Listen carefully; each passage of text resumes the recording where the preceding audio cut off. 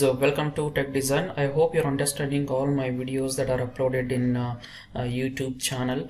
So in this tutorial we will discuss on suppression, how the suppression works in assembly workbench in NX. So now you can see here one of the complicated valve that assembly we have here. So we can see there is a handle, so we can see how the suppression works in this handle. So we'll modify this handle using an suppression feature existing in our assembly workbench. So you can see here there is a handle. If you see here, this is a handle. So this handle is in a round shape. Say suppose example, you have multiple customers. So one customer is asking you for circular kind of handle, and the other one is asking for some different kind of handle. So in this case you don't need to change entire assembly. So you can do the things inside the same assembly itself using suppression suppression feature. So what we'll do is you can see here this is the handle. So what I'll do is I'll just remove this handle. So you need to remove this handle. So I have just removed, and we have a handle wheels here. So you can see here handle wheels. There are two handle wheels. Suppose if I go inside this workbench, you can able to see there are two handles. This is the one circular one which is as usual, and the other one is the one with a straight.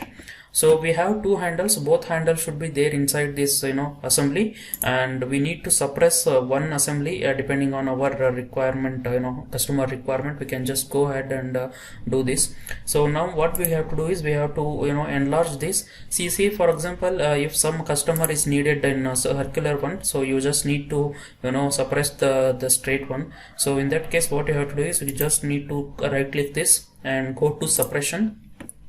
And you can see the suppression should be made in topmost assembly. So if you do suppression in the handle wheel level, what happens is when the handle wheel is opened in another window, the handle wheel 1 will be suppressed.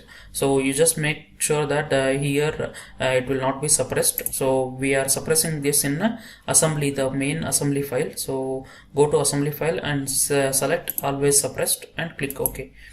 So once you click OK, as you can see here, this model is suppressed only in this level. So when you do suppression, as you can see here inside this assembly, this handle wheel 1 will be suppressed. So you don't have the straight handle over here. So if you want to suppress this, and if we want to keep this, that also we can do. We can just go to suppression and remove this suppression and never suppressed.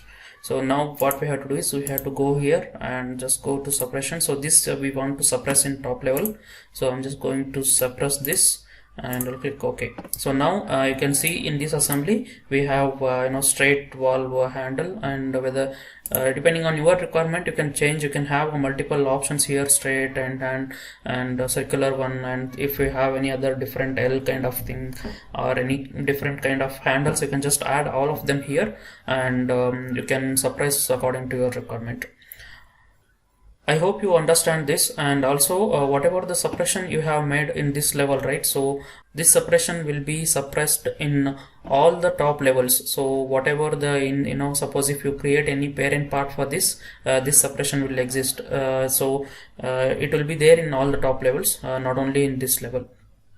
So I guess you understand how suppression works. If you have any doubts, please comment below, so I will try to answer it. Thank you guys. Please subscribe to my channel and hit a like button, as well as share my videos.